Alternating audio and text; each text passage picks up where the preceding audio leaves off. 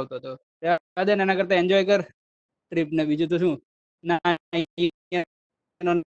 ધ્યાન રહે એના કરતા એક જગ્યા તો શાંતિથી રહી જાય ચલો તો erosion weathering is an important shabd then parent rock and then temperature 1 mark for this then there is also definition which you would write that it is also the thin layer of the surface of the earth ये भी लिखा हुआ होना चाहिए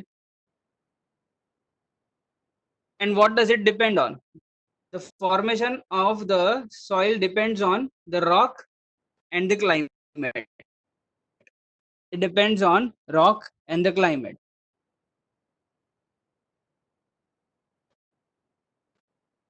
ठीक है और classification का बेसिस बोला जाए तो on the basis of colour climate parent rock and fertility तो देखो कैसे मार्किंग करना है तो आपका 1 मार्क मैंने ये जो फॉर्मेशन वाला शब्द लिखा है उसका 1 मार्क फिर डेफिनेशन और डिपेंड्स ऑन ये वाले 2 पॉइंट आपने लिख रखे हो तो उसका 1 मार्क और क्लासिफिकेशन के लिए आपने यहाँ पे कलर क्लाइमेट पेरेंट रॉक और फर्टिलिटी लिखा हो तो उसका 1 और mark and that is how your 3 marks will be calculated and yes Shiv, you are saying you have written it from the digest. Just look in the digest, you would find the same words. It's only that I have taken out the main words out of it. It's only about writing it in a sentences. So digest will help you out in the writing that correct in writing it in a correct manner. So it's fine if you would have written it from the digest उसके अंदर भी points नहीं cover हो। इसके अलावा दूसरा digest में भी नहीं है तो वो भी यही बात होगी कभी इसी पॉइंट के बारे में बात कर रहे हैं होने चाहिए ठीक है तो मार्क्स कटेंगे ठीक है तो फॉर्मेशन का 1 मार्क डेफिनेशन जैसे आपने लिखा हो तो मतलब देखो ऐसा जरूरी नहीं है कि इस फॉर्म में लिखा होना चाहिए डेफिनेशन फिर पॉइंट करके लिखा हो thin layer of the surface of the earth formation फिर पॉइंट करके लिखा हो इरोजन एंड वेदरिंग ऐसा नहीं बोल रहा हूँ भले कैसे भी लिखा हो किसी भी फॉर्म में लिखा हो ये सारे शब्द मेंशन होने चाहिए आपके आंसर के अंदर तो when you are checking your answer you go and find out these words if you find these words these are the key words if you find those words it's very fine fine Yes, fine. Fine. Have many biotic material. Yes, very good. If you have written, it's very good. ठीक है तो आपने जिन्होंने भी digest से भी याद करके लिखा है तो वो तो डेफिनेटली सही है उसमें भी कोई गलत नहीं है तो क्वेश्चन 2 पार्ट में डिवाइडेड था पहला क्वेश्चन था सॉइल फॉर्मेशन कैसे होता है और दूसरा क्वेश्चन था on what basis the soils are classified the soil तो दूसरा वाला आंसर में ये आएगा soil is classified on the basis of colour climate parent rock fertility etcetera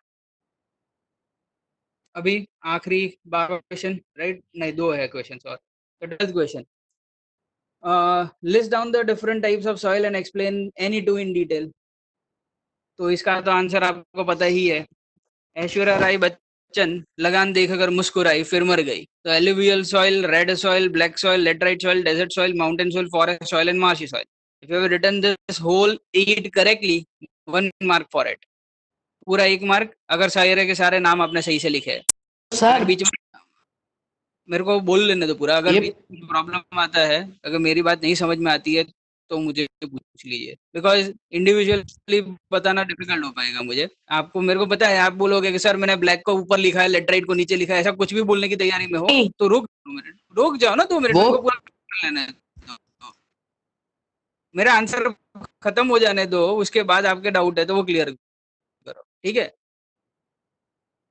मैं बोलूंगा जब मैं बोलूंगा कि अगर कोई डाउट है तो पूछो तभी बोल दीजिएगा हाँ ऊपर वाले में डाउट नहीं है ना वैसे 11th वाले क्वेश्चन में Aditya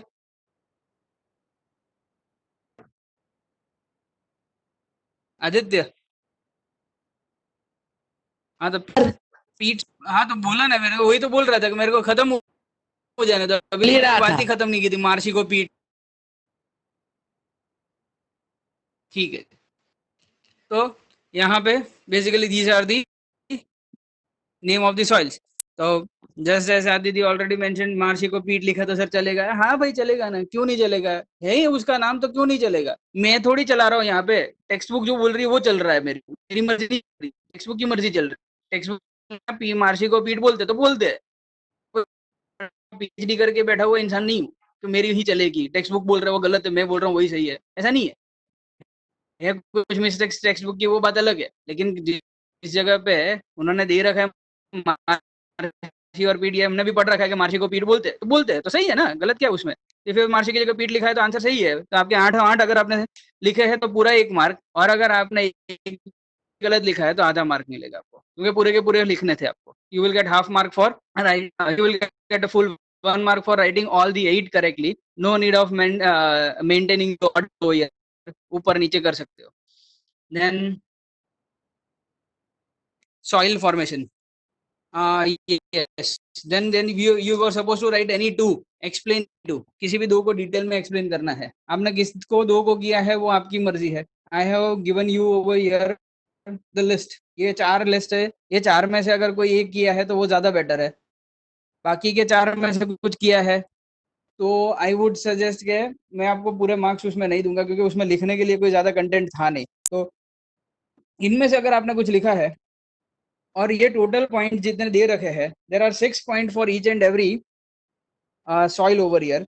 if out of 6 you have mentioned any 3, कोई भी 3 पॉइंट लिख रखे हैं तो पूरा 1 मार्क है। जैसे कि alluvium deposit of the river, it is covers 43% of the surface land of the earth of India. फिर आपने क्रॉप का लिख दिया, वीट पैडी शुगर केन मेज can be grown in alluvial soil, बस इतना लिख दिया है ना तो आपको 1 मार्क मिल जाएगा। देन रेड सॉइल, वैसे ही रेड सॉइल के लिए 3 पॉइंट लिख दिया किसी ने कि 19% ऑफ एरिया कवर करता है, इसमें मैग्नीशियम पोटेशियम नाइट्रोजन फॉस्फेट ग्लाइम ग्रेवल कार्बोनेट सब बहुत मतलब it is not available in this soil. Where it is available this kind of soil you can see from Tamil Nadu to Madhya Pradesh and Bundelkhand, and from West Bengal Rajmahal hills to the Kutch area is लिखा है, that is also fine। हाँ नहीं चलेगा, ये 4 point थोड़ी चलेगा, मैंने 3 point बोला ना बस, तो 4 पॉइंट लिखा तो 0 कर दो, और 6 पॉइंट तो बिल्कुल 0, उसमें माइनस हाफ मिलेगा। मेरे बेटे मैं बोल रहा हूँ ना, मिनिमम 3 पॉइंट लिखना चाहिए। कुछ नहीं रहा, मैं बता रहा हूँ। अच्छा ओके तो ठीक है, मुझे लगा तुम क्वेश्चन मार्क कर रहे हो, पूछ रहे हो सर मैंने 4 पॉइंट लिखा तो चलेगा, तो मैं वही बोल रहा हूँ, understand the thing when I am saying it is 3 points, okay fine, if you are mentioning that is good, तो सही है। 4 पॉइंट लिखा है, किसका लिखा है? रेड का, और ब्लैक का 6 पॉइंट। ब्लैक का तो 6 मतलब पूरा का पूरा लिख दिया, क्या बात है, बढ़िया है। और रेड का भी 4 लिखा है, वो भी अच्छी बात है, गुड।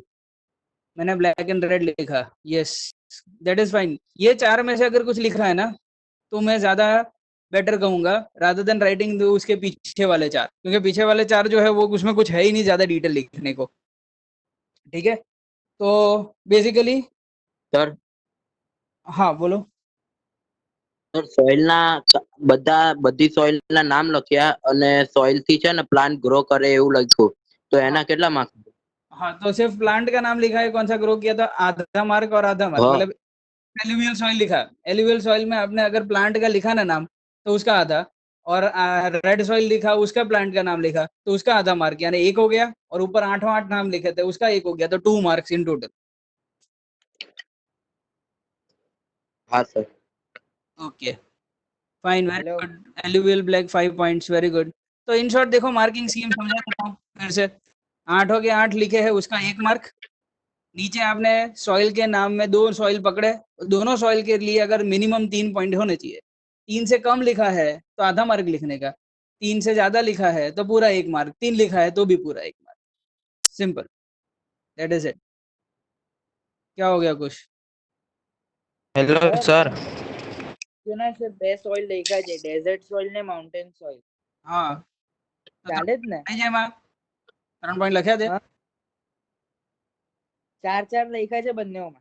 हाँ तो बस तो ये બે એક એક પોઈન્ટ, એક એક માર્ક્સ બંનેના, એટલે ટોટલ 2 માર્ક એના થઈ ગયા।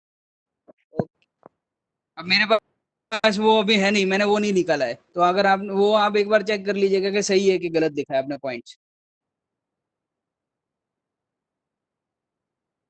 ठीक है, चल और बोल रहा था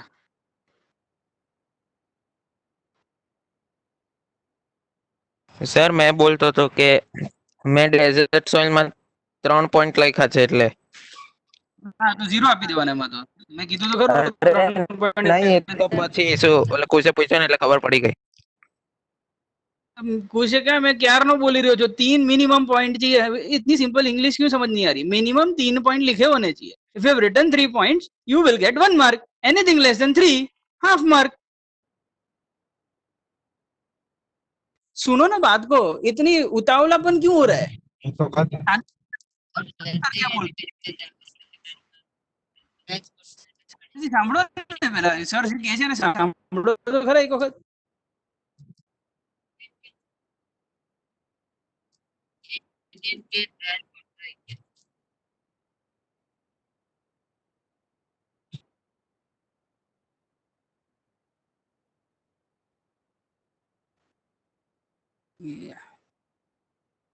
चलो तो आखिरी answer, what are resources, describe its use. तो रिसोर्सेज क्या होते हैं? तो इसके अंदर बेसिकली वापस से आपने जैसे भी सेंटेंस लिखा हो, it doesn't matter, these are something that you need to mention in your answer, that resources are something on which the men are dependent. They need it for their needs are fulfilled by these resources and they use their intellectual capacity to utilize them. इसका पूरा sentence digest में जैसे दे रखा है उस हिसाब से लिखा हो, दैट इज ऑल्सो फाइन। आपने एक एक पॉइंट करके लिखा हो, इवन दैट इज फाइन। जिस भी तरीके से लिखा हो, अगर आपने ये लिखा है कि man depends on resources, the needs are fulfilled, needs of the man are getting fulfilled by resources, they use the resources according to their physical intellectual capacity। अगर फिजिकल भी लिखा हो तो भी चलेगा, वो भी लिखा हो तो it's very good. Physical and intellectual capacity, ये डेफिनेशन हो गया रिसोर्सेज का। अगर इतना लिख लिया तो आपको 1 मार्क मिल जाएगा। फिर यूजेस में 3 रिसोर्सेज, 3 यूज है। अगर आपने तीनों लिखा है, मतलब as a food, source of raw material और एनर्जी, तीनों के 3 लिखे हैं, तो उसके लिए 1 मार्क। और उसके अंदर एक एक सबके अंदर कुछ कुछ पॉइंट लिखे हैं। एज अ फूड में क्या लिख दिया? चलो एज अ फूड में आपने लिख दिया कि वेजिटेबल्स, मीट, ये सारी चीजें। સર હું બેસું કે જાઉં?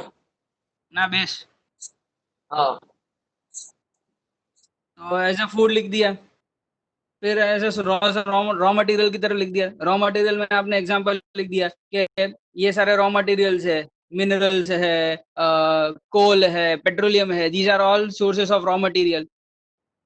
है, और सॉरी, रॉ मटेरियल में आप ये कोल और पेट्रोलियम एनर्जी रिसोर्सेज में डाल दोगे, सोर्स ऑफ रॉ मटेरियल में आप लोग मिनरल्स को डाल दोगे।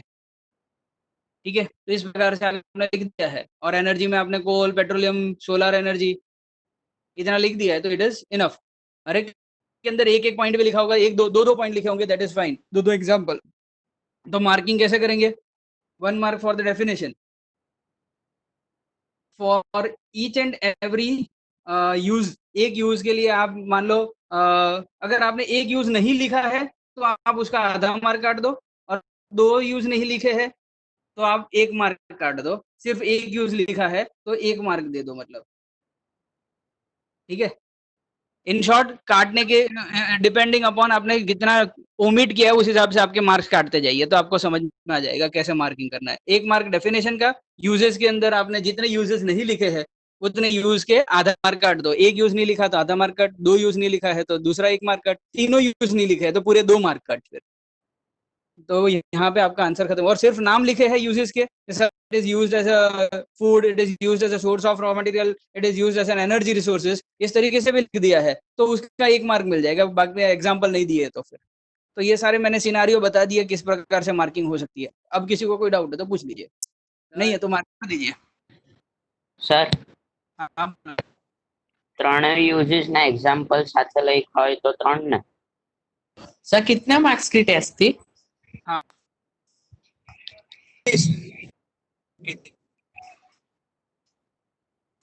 तो इस प्रकार से आपका सारा हो गया, तो मार्किंग कर दीजिए। अब मुझे मार्क्स बताते जाइए। सर डाउट, हाँ बोलो। everything available in our environment which can be satisfied, which can be used to satisfy our needs is called resources.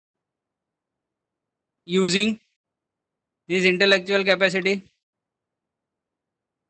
Sure sir. using his intellectual capacity. ये नहीं लिखू। हाँ तो अर्धो मार्क कट। हाँ